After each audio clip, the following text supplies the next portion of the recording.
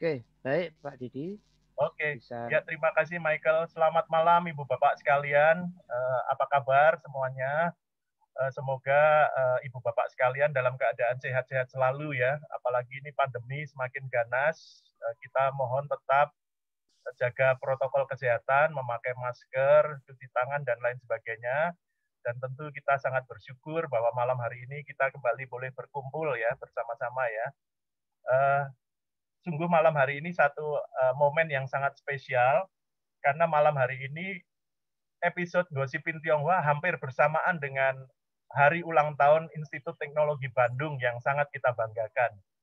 ITB baru saja merayakan ulang tahunnya yang ke-101 pada hari Sabtu yang lalu, tanggal 3 Juli. Dan pada malam hari ini, sungguh kami di Gosipin Tionghoa ini mendapat kehormatan dengan adanya 3 pembicara yang luar biasa, yang akan menguraikan apa saja jejak Tionghoa di Institut Teknologi Bandung selama 1 abad ini ya. Untuk itu izinkan saya menyapa atas nama panitia Ibu Bapak dari ITB, terima kasih sudah bergabung.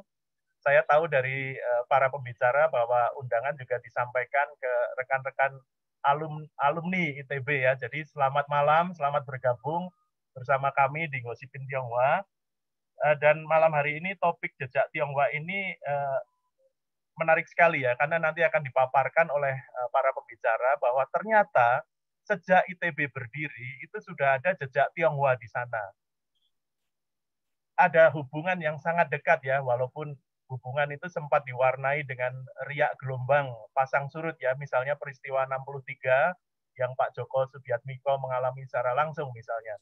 Tapi itu tidak menafikan fakta historis adanya kontribusi atau sumbangan dari guru-guru dosen, Bapak Ibu dosen Tionghoa di dalam mendidik generasi muda bangsa, calon pemikir, calon pembuat policy negara ini bagi ITB ya. Jadi sungguh suatu acara yang sangat kita tunggu. Dan malam hari ini kita juga mendapat kehormatan bukan hanya 1, 2, tapi 3 guru besar ya, 3 profesor yang terkait dengan ITB. Profesor Dalinaga yang alumnus elektro ITB, Profesor Joko Iskandar, Shining Star dari ITB, dan juga Profesor Joko Gabriel dari UI yang juga alumnus dari ITB. Malam hari ini kita akan mendengarkan ceramah, bukan kelas-kelas ini ya, 3 SKS ya, tapi memang ceramah sejarah, dan kita melihat bahwa ternyata orang-orang teknik pun, orang-orang eksakta bisa menyampaikan materi dengan sangat menarik ya. Jadi malam hari ini mereka akan bercerita bukan mengenai bidang studi masing-masing, tapi mengenai sejarah ITB ya. Jadi kita santai malam hari ini. Dan secara khusus saya ingin menyampaikan terima kasih kepada Profesor Joko Gabriel. Gosipin Tionghoa tidak biasanya menerima ide masukan dari audiens ya, tapi malam hari ini harus saya sebutkan bahwa ide malam hari ini adalah dari Profesor Joko Gabriel. Beliau intens berkomunikasi dengan saya mengusulkan agar acara jejak Tionghoa di ITB ini disampaikan dalam salah satu episode Gosipin Tionghoa. Dan akhirnya sebagai penutup, mewakili panitia, kami sampaikan Dirgahayu Institut Teknologi Bandung tetaplah menjadi Center of Excellence di dalam menghasilkan generasi pemikir untuk pembangunan bangsa di masa depan ya. Vivat Academia, Vivat Profesoris. Vivat Academia, Vivat Profesoris. Hiduplah universitas, jayalah para profesor. Tanpa berpanjang lebar, saya teruskan acara malam hari ini ke moderator, sahabat kita Pak Sutrisno Murtioso, seorang arsitek yang cukup kenamaan. Silakan Pak Sumur. Dan terima kasih kepada ketiga pembicara ya. Terima kasih Didi. Selamat malam saudara-saudara, Bapak Ibu sekalian. Ya, malam ini luar biasa sekali. Saya mendapat kehormatan untuk membuka acara yang bukan bertabur bintang, tapi bertabur profesor.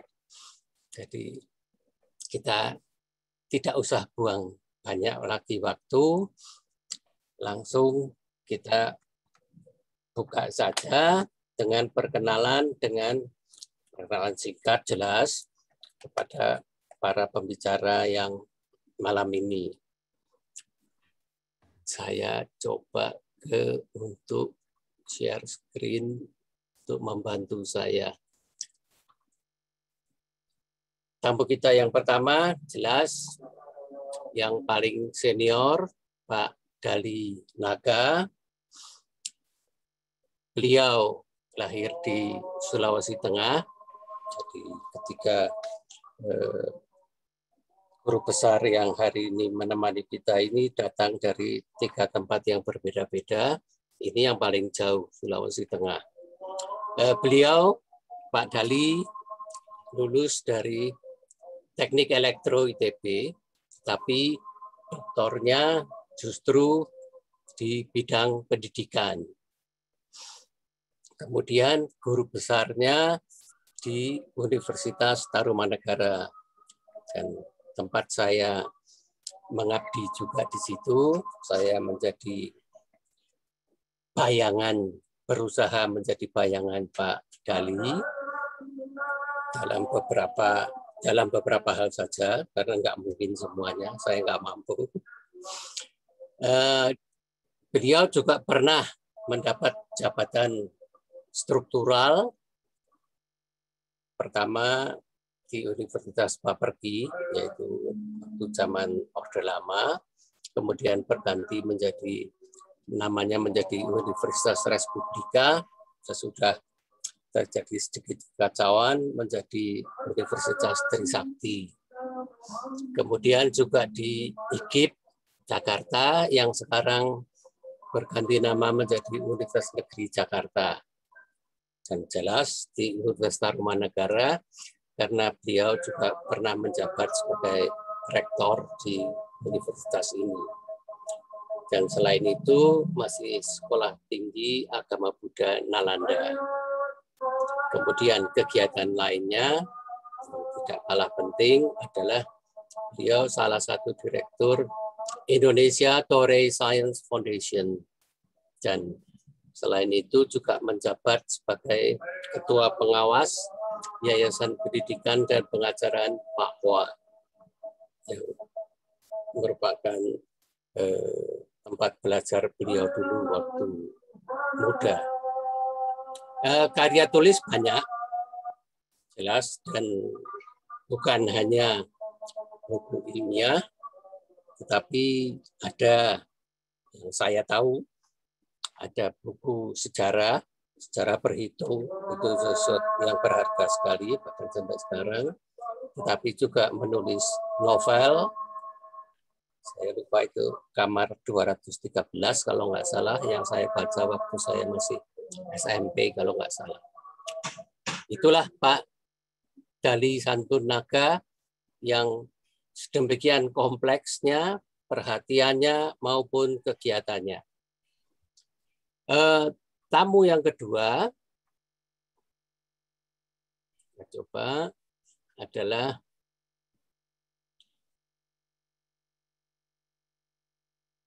di mana? Hilang. Pak Profesor Djoko Iskandar itu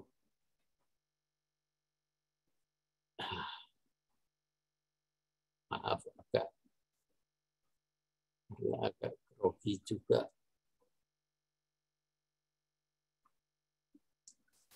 Mesti dibuka lagi. Malah ditutup. Ya, kalau dikelilingi profesor memang jadi grogi sih, biasa. Nah, ini adalah Pak Profesor Djoko Iskandar yang lahir di Bandung, kemudian juga bersekolahnya di Bandung sampai menjadi sarjana di jurusan biologi ITB. Sesudah itu melanjutkan di Prancis, di Montpellier, sampai mendapat doktor. Ya, kalau cuma doktor sih biasa-biasa saja. Tetapi beliau ini istimewa sekali karena bahkan nama beliau itu diabadikan dalam 6 spesies binatang yang beliau temukan dan analisis. Ya, jelas, lalu ada medali penghargaan sampai 9 buah. Dan ini juga angka-angka yang luar biasa. Sebagai staf ITB dengan indeks yang ya seperti itu, dan citasinya juga mencapai 5.000, itu agak keterlaluan sebenarnya. Dan yang membuat beliau bisa diabadikan namanya dalam 6 spesies itu juga karena itu juga beliau duduk di 6 komisi pada International Union for Conservation of Nature, IUCN, di bidang amfibi, reptil, ular, kadal, biawak, dan kura-kura darat. Ya, nanti lebih detailnya, contohnya mungkin akan diperlihatkan oleh Pak Joko Iskandar sendiri di kesempatan yang beliau sendiri. Nah, kemudian yang ketiga adalah yang tadi sudah disebut oleh Didi, Profesor Joko Gabriel. Beliau ini lulusan ITB. Oh ya, dia lahir di Solo. Tadi saya sudah janji mengatakan bahwa ketika tamu kita itu datang dari 3 tempat yang berbeda-beda. Tapi mereka bertemu di ITB. Dan beliau juga lulus dari Teknik Industri ITB, kemudian magister dan doktornya di sistem manufaktur di Universitas Indonesia yang sampai sekarang menjadi tempat mengabdi beliau. Jadi jabatan yang pastinya adalah ini tadi, profesor pada jurusan Teknik Industri Universitas Indonesia. Kegiatan yang menjadi pusat perhatian beliau adalah ini tadi, meneliti dengan fokus pada penciptaan nilai material yang antara lain dilakukan dengan memperkenalkan, mempublikasikan di berbagai jurnal internasional dan mendorong penerapan paradigma baru yang dinamai dengan konservasi nilai material, material value conservation, yang tadi disampaikan juga oleh beliau bahwa kalau kita memasukkan 3 kata itu di Google, maka yang keluar adalah Joko Siono Gabriel.